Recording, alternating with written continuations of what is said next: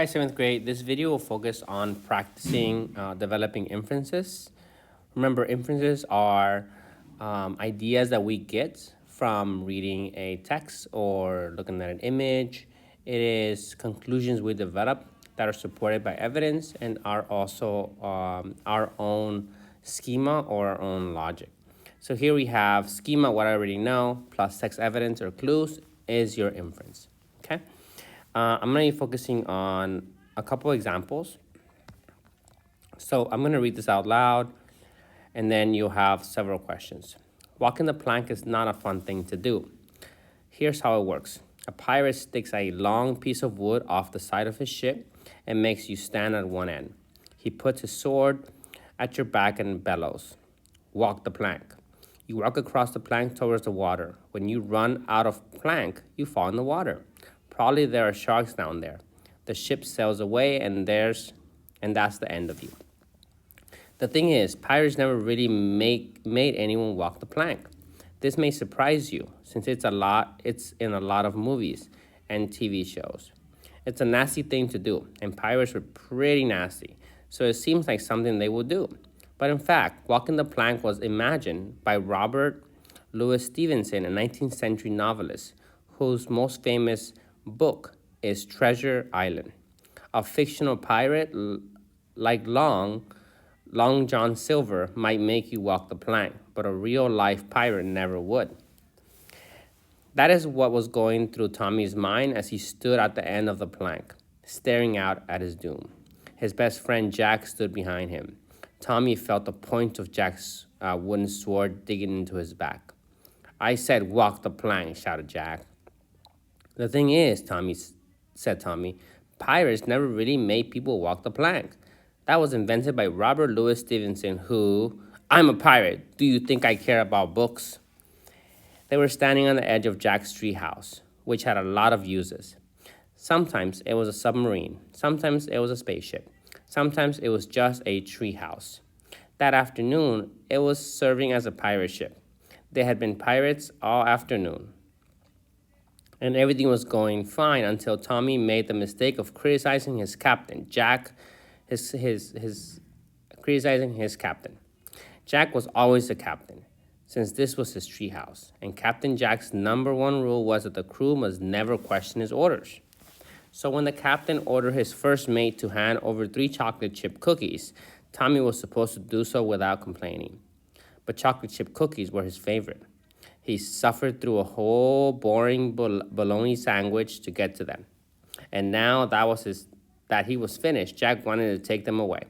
Tommy didn't care who was the captain. He stuffed all 3 cookies into his mouth and chewed as fast as he could. And so Captain Jack sentenced him to walk the plank. "I'm getting tired of waiting, Mr. Tommy. Walk the plank." Tommy looked at the ground. They had jumped out of the treehouse tons of times, but it was easy when you had a running start. It would be harder just to walk into thin air. He could see why Robert Louis Stevenson thought this would be a scary thing. There was no way out unless... What would a pirate do? Tommy didn't hesitate. He spun around as fast as he could and kicked his legs onto the air. Jack's sword went flying, and before Jack knew what had happened, Tommy leaped onto the sword. He popped up and pointed it at Jack's back. "Yarg! What are you doing?" whined Jack. "This is mutiny. I'm the captain now, and I say that you have to walk the plank."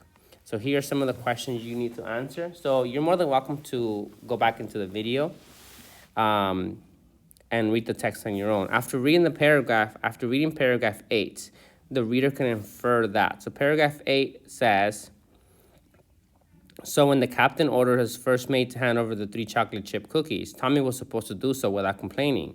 But chocolate chip cookies were his favorite. He suffered through a whole boring bologna sandwich to get to them. And now that he was finished, Jack wanted to take them away. Tommy didn't care who was the captain. He stuffed all 3 cookies into his mouth and chewed it as fast as he could. And so Captain Jack sentenced him to walk the plank."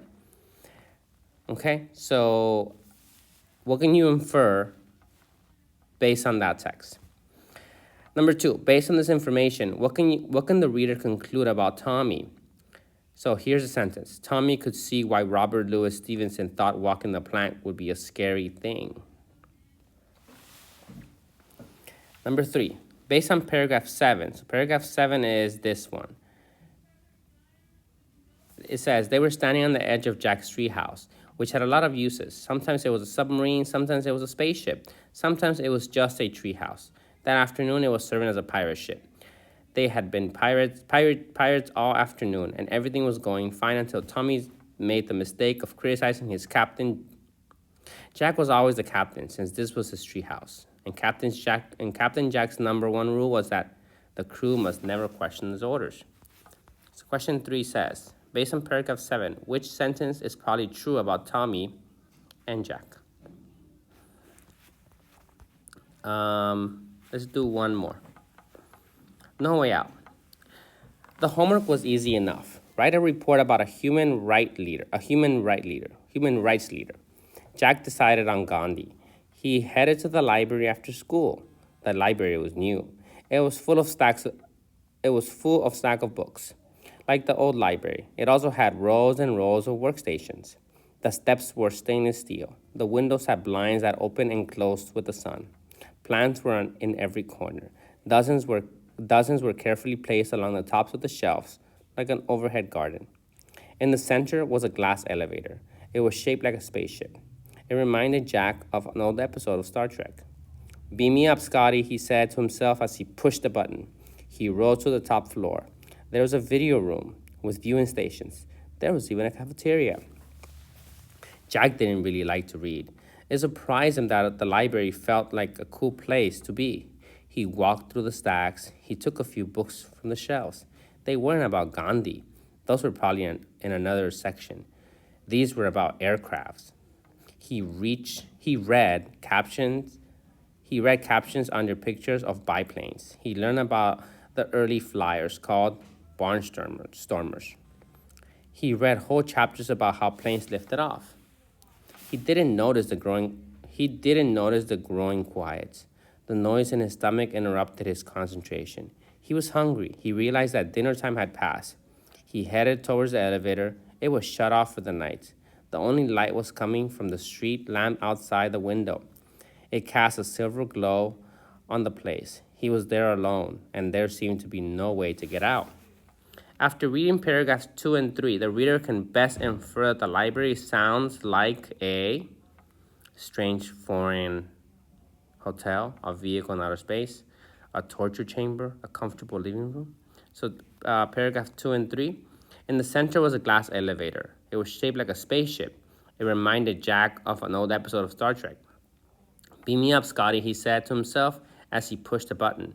He rode to the top floor. There was a video room with viewing stations. There was even a cafeteria. Let's do this one too. Ranchers in Texas had a problem. Coyotes and other wild animals were killing their sheep and goats. The ranchers were losing money and worried about their herd. Some ranchers began using donkeys to protect herds. The donkeys do a good job. They have sharp teeth and sharp hooves. The coyotes stay away. What can the reader infer from this text? And this will be the last one for sure. Military ants live in the jungles of South America. They may be small, but people run when they see them. Thousands of these ants travel together through the thick jungles. The ants swarm over any animal in their path. The unlucky animal becomes their meal. They can eat birds, animals, snakes, and even humans. The ants are always on the move, and they are always hungry. The reader can conclude that military ants, and then we'll stop here. Your goal, so I think we have 1, 2, 3, 4, 5, 6 questions. Your goal is to get like at least four of them correct, okay? I'll be posting these videos every day because this is something that we have to continue to work on. Good luck.